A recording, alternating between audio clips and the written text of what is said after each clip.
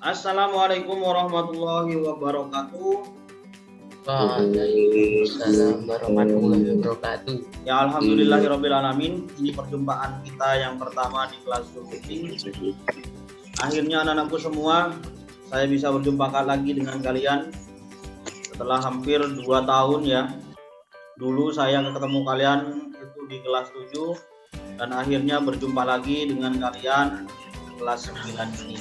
Untuk kelas 9 dari kelas A sampai dengan F, guru bahasa Indonesianya itu Pak Sahid, tetap seperti waktu kelas 7 kemarin. Jadi untuk kelas G bukan saya lagi. Baik anak-anakku semua, kita akan masuk ke pembelajaran kedua pada pertemuan kita kali ini. Silahkan di mute suaranya, saya mute dulu semua biar tidak ada suara yang berisik.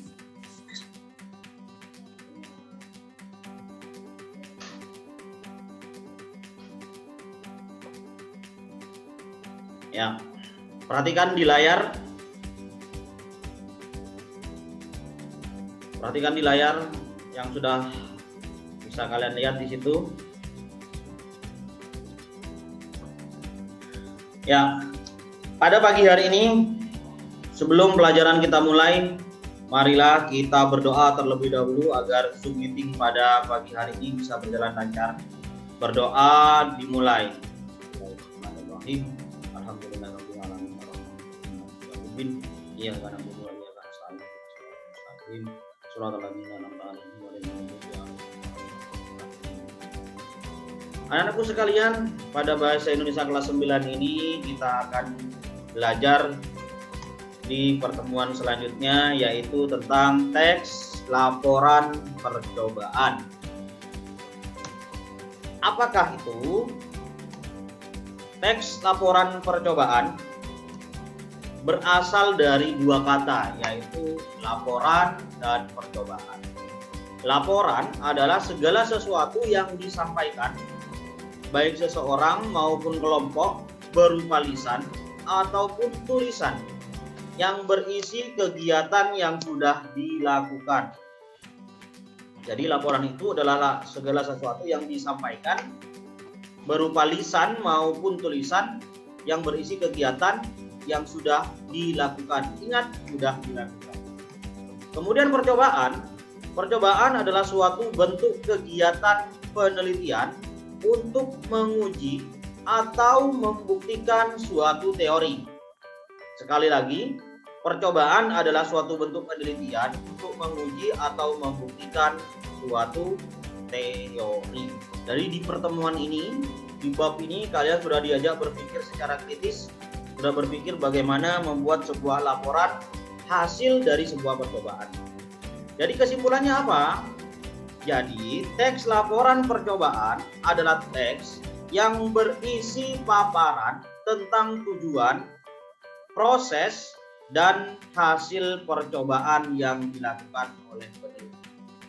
Jadi sekali lagi, teks laporan percobaan itu adalah teks yang berisi. Ingat, teks adalah sebuah tulisan yang berisi paparan tentang sebuah tujuan, proses, dan hasil dari percobaan yang sudah dilakukan oleh peneliti. Itulah teks laporan percobaan. Ciri-ciri teks laporan percobaan. Yang pertama itu objektif. Nah, apa itu objektif? Artinya adalah menyampaikan sesuatu apa adanya dengan keadaan yang sesungguhnya. Apabila hasil tidak sesuai dengan dugaan awal atau hipotesis, maka sampaikanlah sesuai dengan hasil percobaan yang telah dilakukan. Jadi tidak mengada-ngada, itu berarti objektif. Kemudian selain objektif, ciri yang kedua berupa fakta. Namanya fakta, sesuatu yang benar.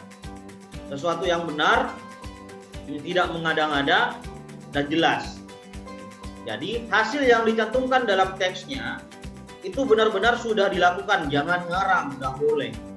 Jadi kalau memang hasilnya seperti itu, ya udah sampaikan. Dan penyampaiannya harus menggunakan kalimat fakta. Nah, kalimat fakta. Apa itu kalimat fakta? Saya contohkan ada 2 kalimat. Yang pertama, kandungan vitamin C pada buah jeruk sekitar 50 mg setiap 100 gram. Ini kalimat pertama. Kalimat kedua, setiap 100 gram jambu biji terdapat 183 mg vitamin C. Dua kalimat ini ada yang kalimat fakta, ada yang berupa kalimat opini. Pada kedua kalimat di atas yang fakta itu ternyata kalimat yang kedua. Kalimat satu bukan fakta. Kenapa? Karena masih dugaan sementara atau opini atau hipotesis. Ada katanya sekitar. Nah ini yang saya blok warna hitam gitu. Itu menandakan bahwa kalimat pertama bukan fakta. Kalimat kedua baru kalimat fakta. Itu ciri teks laporan. Yang ketiga, harus lengkap susunannya. Jadi informasi yang disampaikan dalam teks laporan percobaan harus disampaikan secara lengkap dan sesuai dengan uji coba yang dilakukan. Jadi sekali lagi, ciri-ciri teks laporan itu ada objektif, ada berupa fakta, dan juga lengkap. Kemudian selanjutnya, fungsi teks laporan. Yang pertama, sarana untuk mendokumentasikan hasil observasi atau hasil percobaan. Jadi sebagai sarana untuk mendokumentasikan, mengabadikan. Yang kedua, menyusun secara sistematis. Apa sistematis? Berurutan. Menggunakan inovasi terbaru dengan teknik atau cara yang dilakukan pada percobaan sebelumnya. Kemudian fungsi yang ketiga, memperlihatkan lebih jelas mana fakta objektif dalam sebuah percobaan. Kemudian yang keempat, menambah dan memperkaya pengetahuan.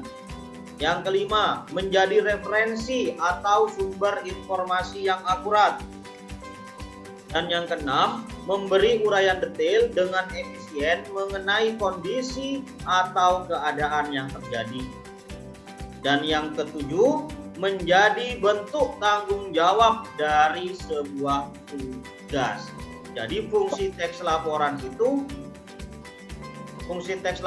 ada 7 ya, sebagai sarana untuk mendokumentasikan, kemudian menyusun secara sistematis, memperlihatkan lebih jelas faktanya, menambah sampai dengan menjadi bentuk tanggung jawab. Jadi ada 7.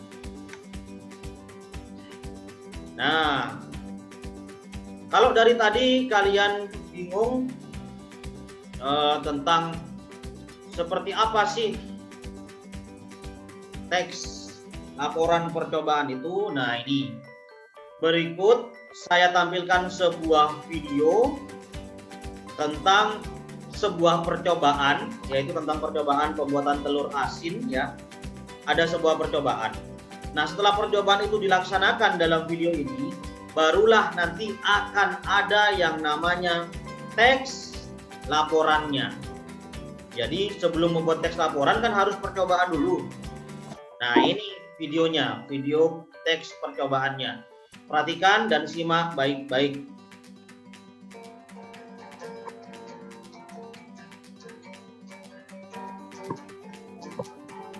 Laporan teks. Assalamualaikum warahmatullahi wabarakatuh. Nama saya Rizalana dari kelas 1. Kali ini saya akan memperhatikan laporan teks. Kita tunggu 2 atau sampai 3 hari.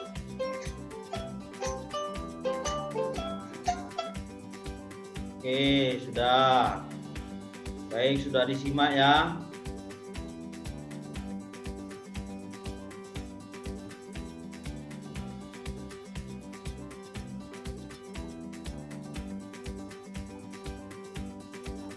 Ya.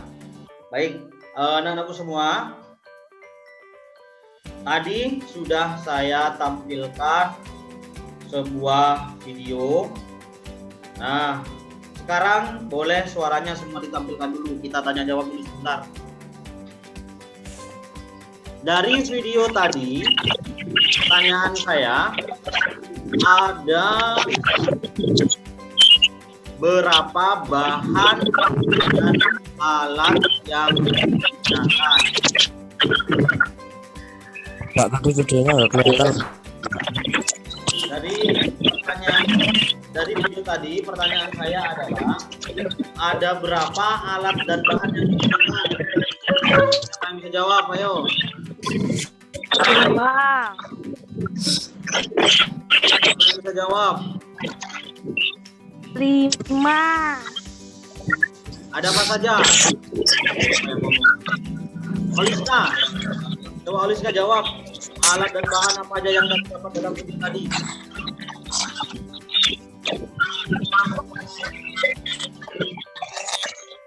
Ayo, apa aja yang bisa kamu? Telur bebek, Telur, kemudian gosok, sayur, garam, garam, apa lagi?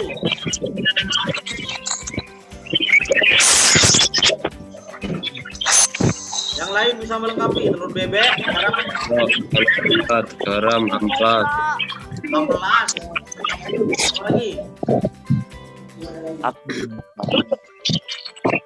Abu gosok itu yang dalam pembuatan proses telur asin itu yang dari telur bebek. Abu gosok merupakan komponen yang sangat penting karena abu gosok yang bisa membuat telur bebek itu hingga menjadi telur yang kemudian untuk langkah-langkah ada yang menyimak nggak? Kira-kira ada berapa langkah yang dilakukan sehingga menjadi sebuah telur asin? Ada berapa? 4. Ada berapa? 4. Yang pertama apa? Yang pertama, langkah pertama. Betul. Baik, itu aja anak-anakku sekalian karena terbatasnya waktu virtual meeting kita yang dibatasi oleh waktu ini. Yang baru gabung, ya silakan tanya-tanya pada teman-temannya. Mungkin yang baru masuk, tanya pada temannya tadi apa aja dan ada tugas. Tugasnya silakan di SKS di halaman 15 nomor 1 sampai 20. Setelah itu akan saya kirimkan linknya. Kalian tinggal input jawaban. Satu apa, A, B, C atau D. Baik, demikianlah anak-anakku semua. Tibalah kita di ujung pelajaran kita hari ini. Apa yang sedikit saya sampaikan bisa bermanfaat bagi kalian semua. Jangan lupa tetap jaga kesehatan di masa pandemi ini, itu paling penting ya. Kalau keluar rumah pakai masker, itu sangat membantu menjaga kesehatan kalian. Semoga pandemi ini segera berakhir dan kita bisa berjumpa kembali di kelas. Saya juga rindu pada anak-anak saya. Apalagi kalian merupakan anak saya yang pertama di MTS 9 Banyuwangi. Baik anak-anakku semua, terima kasih. Apabila ada salah kata saya mohon maaf. Akhirul kalam. Wassalamualaikum warahmatullahi wabarakatuh. Waalaikumsalam warahmatullahi wabarakatuh.